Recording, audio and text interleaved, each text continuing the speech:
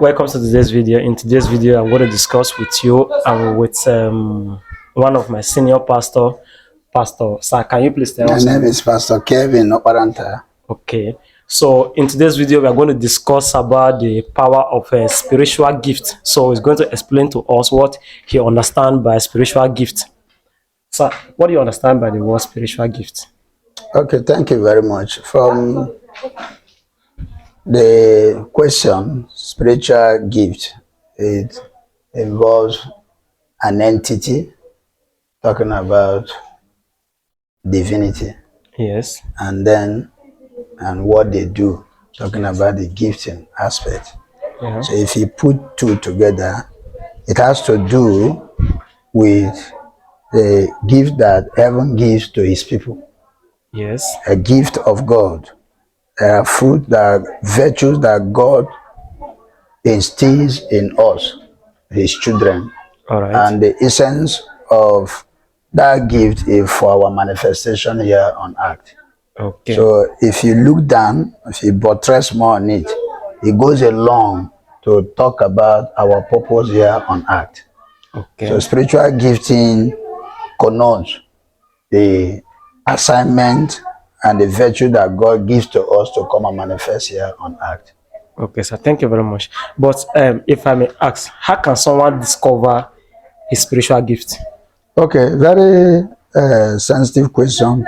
Like, you've asked, and I can confidently tell you that for you to be able to discover your spiritual gift, first, there is a place of aligning yourself with God. Yes. Remember, the term is spiritual gift. Yes. And this thing is what heaven can give you. For you to be able to discover it, you must have a better affiliation with God. There must be a place of relationship. There must be a place of you having a good stand with God. And then if that has happened, then the zeal and the curiosity to begin to ask yourself, why am I created? Why am I on earth? Why did God bring me? What am I here to do?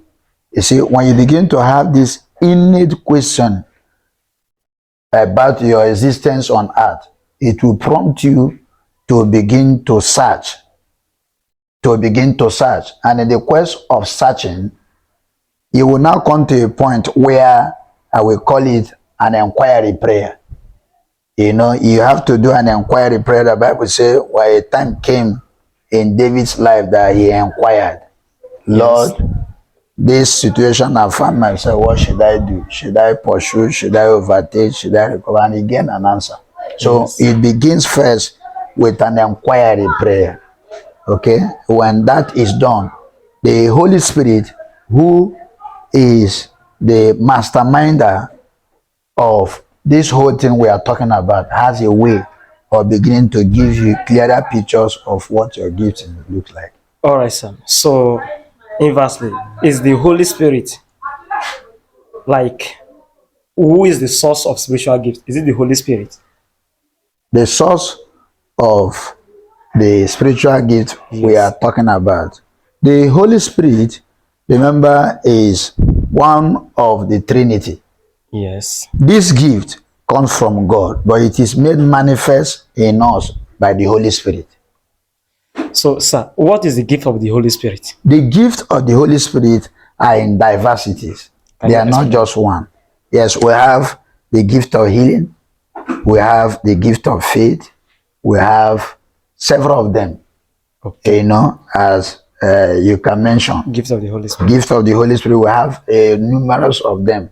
And for us to be able to know that they are actually divinely oriented.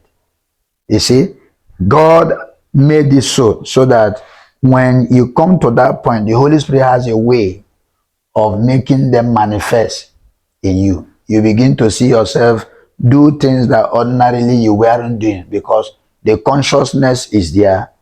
The empowerment has been given, which is enhanced by this entity called the Holy Spirit.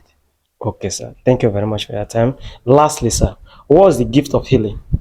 The gift of healing is simply that gift that heaven gives. Like I said, It is being made manifest in us by the Holy Ghost.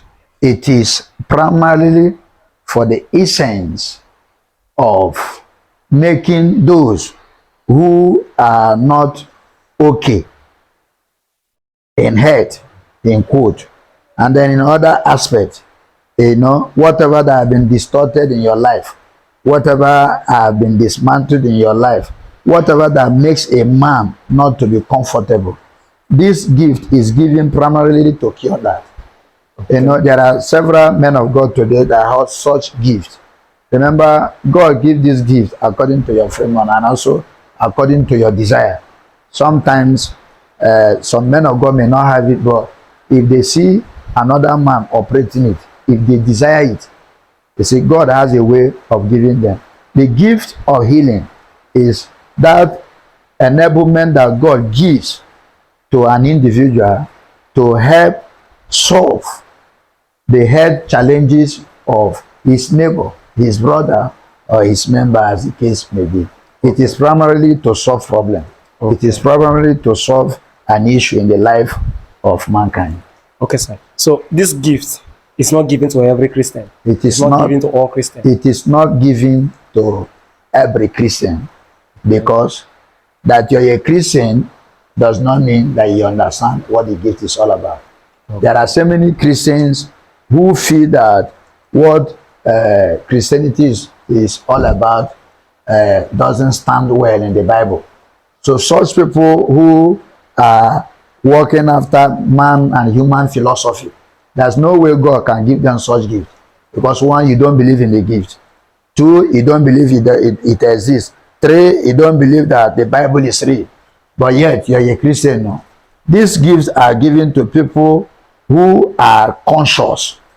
People who have identified with the Word of God, who have relationship with God Himself, and who believe that the Holy Spirit is real. Okay. Thank you very much, sir. So, do you have any Bible reference to the gift of healing? The Bible reference to the gift of healing, like we have that in 1 Corinthians. 1 Corinthians? Yes. All right. I remember the scriptural reference that has to do with the performances of what the apostles did. You have that in Corinthians. You have that in Acts of Apostles. That was where most of these wonders happened. The Bible says when such gift comes upon men, it makes them extraordinary. It makes them act beyond their imagination. It makes them act beyond what they originally think their framework is all about. If you go down to Corinthians, the letter of Paul to the people of Corinthians, if you go down to the book of Acts of Apostles, which demonstrate all the acts and all the programs and activities of the apostles of Jesus, which were where most of these things actually took place. That book was named after their acts, their performances, their activities. Why? They had the Holy Spirit. It was when they contacted the Holy Spirit that all of these things began to happen in their lives. Okay. Sir, you also make mention that for you to discover the power of the gift of success, that one needs to pray for it. So apart from praying for it, like seeking the face of God, that God should reveal it to you, like did it also happen in the dream? Like when you are sleeping, if you dream about it, can it take that process also? Of course. Like I said, you see, the power of prayer cannot be overemphasized. Yes. Now, dreams don't just happen. Okay? Sometimes it could be that you just made a simple prayer and then you went to bed and then you find yourself in another realm. But you know it's not the physical realm. Yes. Okay? You only know that you were somewhere when you wake up. Now, the Bible says in the book of Job, chapter 29 and verse 4, precisely it says, as I was in the days of my youth, when the secret of the Lord was upon my tabernacle. God can give you a night vision, and that vision can be instrumental to your purpose on earth.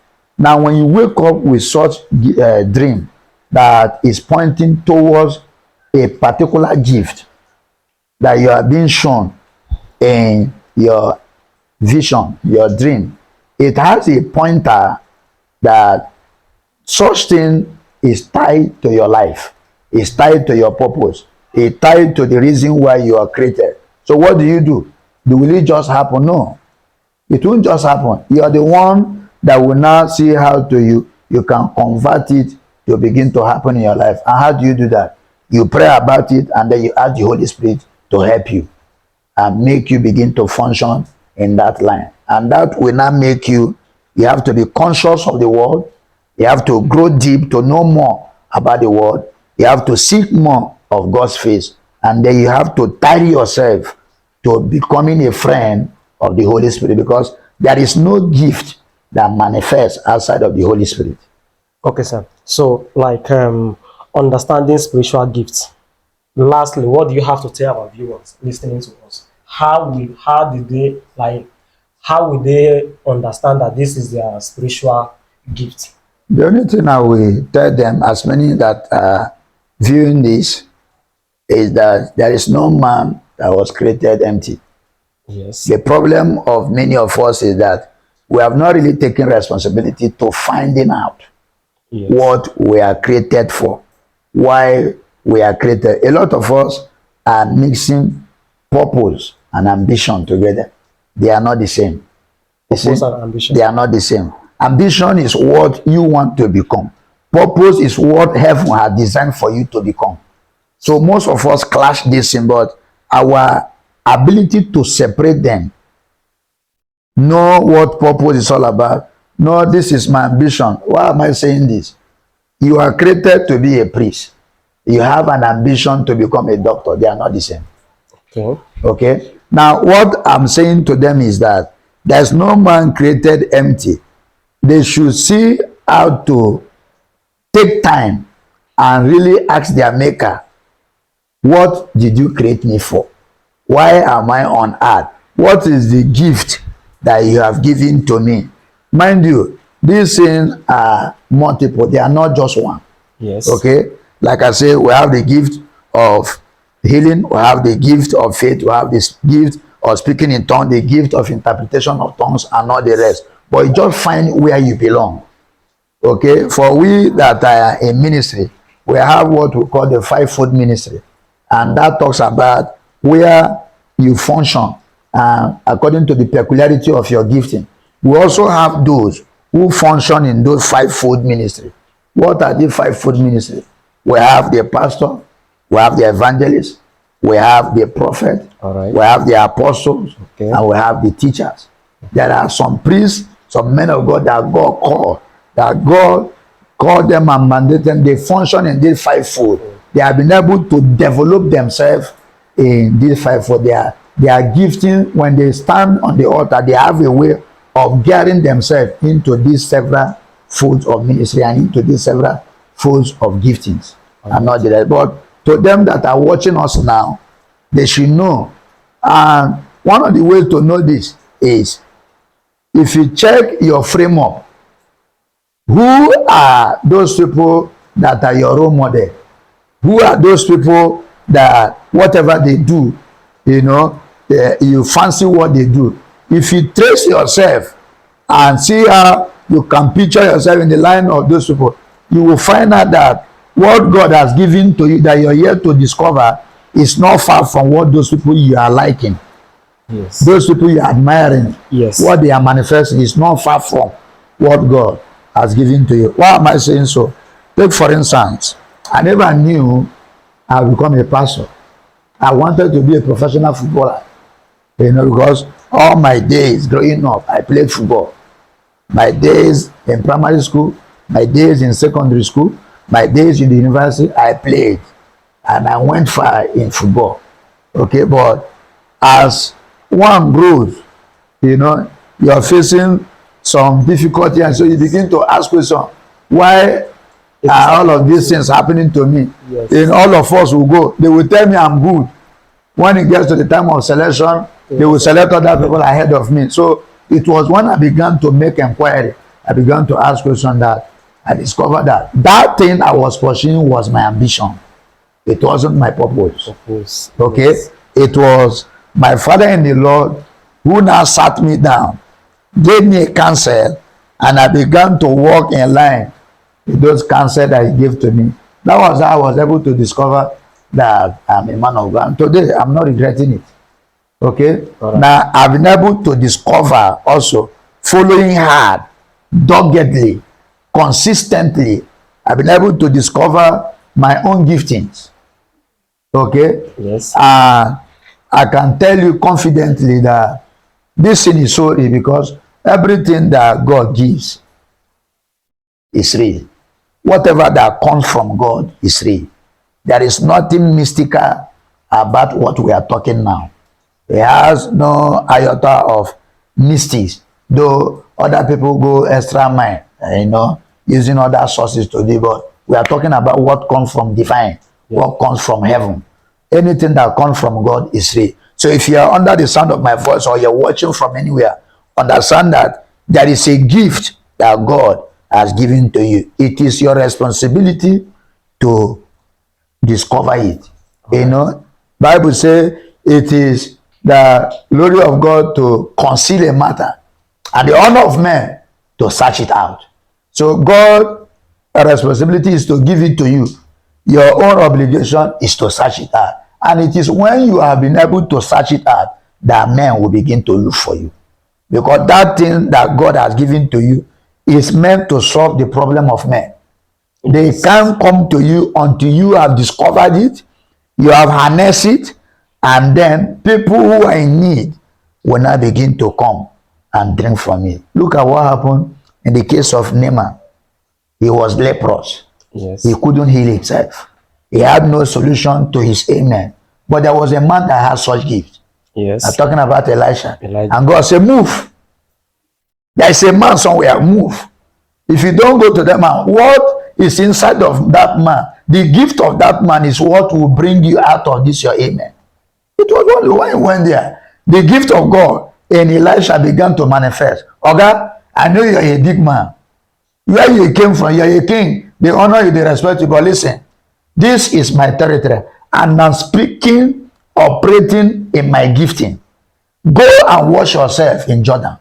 Simple. Just as simple as simple. Simple. The man wasn't speaking his own way. He was speaking in line with his gifting. Yes. Okay. Now, to cut the long story short, he went, even if he proved stubborn at the first point, but one of his servants said, I know this man, no. You have traveled from afar. Why will you now come to this point and begin to prove stubborn? Is it not healing you're looking for? And he has told you what will give you your healing. Why are you arguing? Just go and wash yourself. Go and wash yourself. Just go and wash. The miracle is in your obedience to the instruction. Okay? And he went. So wash yourself. He went there and washed. The number of times the man of God told him to wash. Bible says as he came out, his skin became as fresh as that of a newborn baby. So the gift of man given to us by God is meant to solve the challenges of men. And if your gifting is not solving any problem, men can't look for you. All right. Thank you very much. Thank you, sir. Thank you for watching. In today's video, we discussed the power of understanding spiritual gift, and also stay tuned for the next video. In the next episode, we are going to discuss the power of faith. Thank you very much. If you find this video interesting, do well to like, comment, and subscribe to my channel. Thank you very much for your time. God bless you. I'm Peter Benin once more. And you, sir? Pastor Kevin Oparanta, the lead pastor, Jesus Evangelical Mission, Choba branch. All right. Thank you very much. God bless you.